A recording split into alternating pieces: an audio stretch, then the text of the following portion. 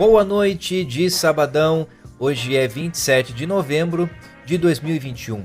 Seja bem-vindo a mais um Zecast, podcast feito por mim, José Vitor Rocha, onde trago curiosidades, fatos da história e reflexões sobre assuntos pertinentes da nossa vida.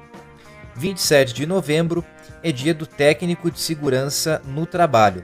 A data tem como objetivo homenagear os profissionais que têm como principal responsabilidade a garantia da segurança e proteção dos colegas de trabalho. A escolha da data remete à Lei Federal número 7.410, sancionada em 27 de novembro de 1985, a lei que regulariza as profissões do técnico de segurança do trabalho e do engenheiro de segurança do trabalho. 27 de novembro também reserva duas datas nacionais de combate e luta ao câncer. A primeira delas, o Dia Nacional de Combate ao Câncer, e a segunda, o Dia Nacional de Luta contra o Câncer de Mama.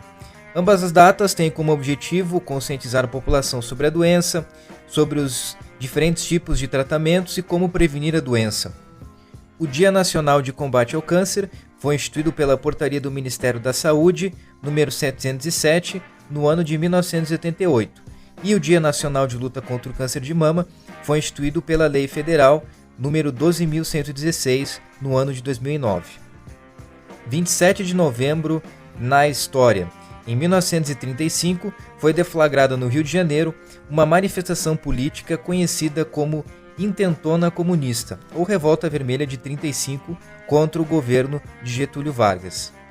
Em 1942, nasceu o icônico guitarrista Jimi Hendrix, que faleceu em 18 de setembro de 1970, aos 27 anos. Em 1967, foi lançado o nono álbum de estúdio dos Beatles, intitulado Magical Mystery Tour.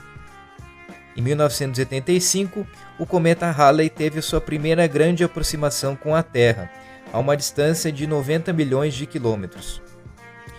Em 2011, o estilo musical português conhecido como fado foi escolhido como patrimônio cultural e material da humanidade. Em 2013, faleceu aos 88 anos o ex-jogador Nilton Santos, que nasceu em 16 de maio de 1925 e foi bicampeão mundial pela seleção brasileira de futebol e eleito o melhor lateral esquerdo de todos os tempos pela FIFA. E em 2014, outro estilo musical português, o cante alenterrano, foi escolhido como patrimônio cultural e material da humanidade. Esses foram então os destaques do dia 27 de novembro de 2021 e vou falar no podcast sobre como lidar com o futuro e com as suas incertezas. Bom, a gente vive aí uma época da humanidade bastante caótica no sentido de as coisas estarem descompassadas, meio desordenadas, são muitas transformações acontecendo, a gente vive aí numa pandemia aí com diferentes estágios em diferentes países, então em alguns lugares a situação está mais favorável, em outros lugares está menos favorável, tem novas variantes surgindo, e a gente sempre acaba ficando nessa incerteza e pensando quando é que isso vai acabar, quando é que as coisas podem de fato voltarem a uma realidade mais próxima do normal, e é comum que haja essa ansiedade, né, por parte de saber, de lidar com essa segurança do futuro, né? Pelo fato de a gente não saber o que vai acontecer, a gente acaba às vezes se sentindo inseguro e com medo. E eu gosto bastante de refletir sobre o tempo, já fiz um podcast específico sobre o tempo no início desse ano, já fiz um outro podcast ainda em 2020 sobre como lidar com o imediatismo. Também já trouxe aqui em um podcast sobre a questão da saudade, das lembranças, da importância de a gente cultivar lembranças. E dessa vez eu acabo estando num momento da minha vida onde eu estou caminhando para fins de alguns ciclos e inícios de outros ciclos. E existem certos ciclos que, para mim, quando estão se caminhando para o final, aqueles ciclos, por exemplo, que praticamente dá para dizer que tem um tempo determinado para que ele aconteça, quando ele se aproxima do final, E aí eu começo a pensar no que eu já fiz e no que ainda falta para encerrar esse ciclo. E eu começo, às vezes, a me questionar se o que eu devo fazer, como que eu devo agir, se tal coisa que eu estou fazendo tem sentido, como que aquilo vai me impactar no futuro. E eu confesso que, pelo menos para mim, quando me aproximo desses fins de ciclo, desse estilo, dessa configuração, eu acabo, às vezes, pensando demais. E, às vezes, pensar demais pode ser nocivo, porque aí a gente começa só a ficar imaginando essas situações hipotéticas que podem vir a acontecer e acaba se esquecendo do presente, que é o tempo onde a gente deve se atentar mais, porque é o tempo onde a gente tem a capacidade de agir, de mudar situações e que depois vai gerar as consequências no futuro. Ou seja, pensar sobre o futuro, pelo menos para mim, é algo bastante natural. Eu acho que o problema é quando a gente se preocupa demais com o futuro e acaba se esquecendo do presente. E aí, eu quero trazer um tópico aqui que eu sempre, quando eu penso em futuro, eu me lembro desse tópico. Que eu acho que talvez outras pessoas já tenham passado por isso também nas suas vidas, de responder a famosa pergunta: como você se vê daqui a 5, daqui a 10 anos, ou daqui a, sei lá, 15, 20 anos? Eu já passei por isso em situações na escola, em cursos de capacitação, às vezes até em algumas disciplinas da faculdade, quando tem aquela primeira aula que a gente é apresentado a disciplina, e aí a gente fala sobre a nossa vida, sobre que curso que a gente faz, o que são os nossos objetivos, expectativas com relação à disciplina, e acaba às vezes sendo questionado, né? Como você se vê aqui 5, 10 anos, enfim. E eu confesso que eu sempre tive dificuldade de responder essa pergunta, e acredito que essa dificuldade seja comum a muitas pessoas. Porque realmente é muito difícil a gente pensar sobre daqui a 5, 10 anos. Se a gente voltasse lá para 2016, 27 de novembro de 2016, por exemplo, como é que a gente será que imagina que seria o dia de hoje, 27 de novembro de 2021? E se a gente voltar 10 anos em 2011, 15 anos em 2006, 20 anos em 2001? É muito louco, né? Porque cada vez mais o mundo está se transformando, as pessoas estão se transformando, a sociedade global está se transformando e cada vez se transformando mais rápido.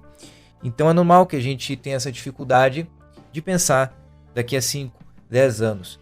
Claro que nesse exercício de pensar sobre o futuro, existem algumas coisas que a gente pode estipular mais ou menos um prazo em que vai ocorrer ou que a gente quer que aconteça. Então, por exemplo, pretendo me formar tal ano. Isso vai demorar tanto tempo. Eu quero atingir certo patamar financeiro daqui a X anos, sei lá, X meses. Isso são coisas que a gente pode ter capacidade de prever. E aí sobre isso eu vou falar um pouquinho mais para frente nesse podcast, quando eu falar sobre planejamento. Mas antes disso eu quero trazer aqui uma reflexão sobre as certezas e as incertezas. Até que ponto é positivo ou negativo ter muitas certezas ou ter muitas incertezas? Eu acredito que ter muitas certezas pode nos tornar pessoas alienadas, né? Porque se a gente é muito convicto com algumas situações, com coisas que prevêem possíveis mudanças, a gente vai ficar para trás. A gente pode tropeçar, a gente pode cair nos nossos próprios erros. Ao contrário, ter algumas certezas é importante. É importante para a gente ter um direcionamento, para a gente ter uma segurança. Ao mesmo tempo que ter muitas dúvidas também pode ser prejudicial. Porque se a gente tem muita dúvida, pode gerar muitas vezes um sentimento de inércia.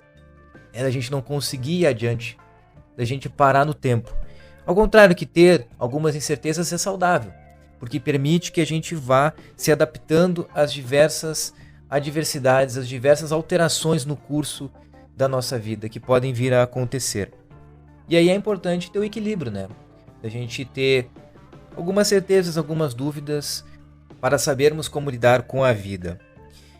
Um exemplo dessa questão de certezas e incertezas é a pandemia, né? A pandemia acabou mudando muitas situações. Foi uma coisa que surgiu aos nossos olhos, enquanto ocidentais, surgiu de repente, mas que é algo que já vinha acontecendo há algum tempo. E claro, essa questão da pandemia, da gente ficar pensando quando a gente vai poder andar sem máscara, poder aglomerar sem maiores medos, né? Mas isso é uma situação que é multifatorial e que a gente não consegue prever quando que vai acabar. Então eu acho que a gente deve se concentrar no nosso micromundo, né? Quando a gente pensa sobre o futuro, concentrar naquilo que está ao nosso alcance. Na nossa vida pessoal, na nossa vida profissional, no nosso processo de autoconhecimento, olhar para as nossas relações sociais, para a nossa vida. E pensar, buscar entender quem a gente quer ser, né? Quais são os nossos objetivos, como a gente quer ser lembrado, o que a gente quer conquistar, atingir. E aí, eu gosto sempre de fazer um exercício assim quando eu me encontro muito inseguro, né, com relação, às vezes, tem uma tarefa importante que eu não consegui acabar naquele dia, vou ter que me estender até outro dia, ou às vezes eu acabo não conseguindo fazer o que eu queria, e aí eu acabo me vendo assim bastante aflito, né, com o futuro, eu tenho que resolver isso logo, e não sei o que, enfim. E um exercício que eu faço, e que eu deixo de dica aí para quem quiser, para quem se sentir impactado com isso, é de olhar para as coisas que aconteceram no nosso passado. Hoje em dia a gente tem a tecnologia que nos permite ter as nossas fotos guardadas na nuvem, no nosso celular, ao alcance da palma da nossa mão. Então, muitas vezes quando eu me encontro aflito com o futuro, eu dou uma olhada no celular, dou uma olhada nas fotos antigas, às vezes fotos de 2, 3 anos atrás, e acabo percebendo como a minha vida é boa, como eu já vivenciei experiências muito boas, já convivi com pessoas muito boas, e isso acaba atenuando um pouco a minha insegurança e me dá esperança de que o futuro pode reservar coisas boas, né? É importante encarar esse futuro com esperança e não olhar para essas coisas boas do passado e pensar, nossa, minha vida nunca mais vai ser a mesma, mas sim encarar o futuro com esperança, né? E não criar expectativas, né? Como eu já mencionei em alguns outros podcasts. Porque eu acredito que a falta de esperança pode nos tornar seres apáticos. Se a gente não acredita que pode ser possível um mundo melhor, um cenário melhor, a gente acaba não fazendo as coisas que a gente tem que fazer para atingir os nossos objetivos. A gente acaba se desinteressando, né? A gente acaba, que se dane os nossos sonhos e tal. Isso pode ser muito perigoso, porque a gente pode deixar de vivenciar coisas muito boas na nossa vida se mantivermos esse pensamento. Pelo menos é assim que eu penso. E uma das maneiras que a gente pode usar para transformar essa esperança em ações pode ser por meio de um planejamento, especialmente de um planejamento realista, que pode transformar as nossas grandes metas, os nossos grandes sonhos em pequenas metas, em pequenas ações diárias. E isso vai tornar mais possível que a gente consiga realizar as nossas metas, realizar os nossos sonhos. E o bom planejamento prevê alterações nas nossas ações. Então é importante a gente se planejar, se antecipar a algumas situações, para quando a gente se depare com essas adversidades, com essas alterações no nosso caminho, que a gente lide com isso de uma maneira melhor, de uma maneira mais adequada. Agora eu quero encaminhar aqui para o final e fazer um resumo, né? Porque eu acabei falando aqui sobre várias coisas, acabei alongando algumas, e fazer então esse resgate de algumas das coisas que eu acredito que seja importante quando se fala em como lidar com o futuro. Eu falei sobre a importância de saber o que está ao nosso alcance e o que não está ao nosso alcance, a questão de ir em busca dos nossos objetivos, de saber a importância do planejamento que vá além de transformar os nossos objetivos em pequenas ações diárias e torná-lo mais possível que a gente conquiste esses sonhos e objetivos, ele pode também nos auxiliar a lidar com adversidades e atenuar as nossas inseguranças com o futuro.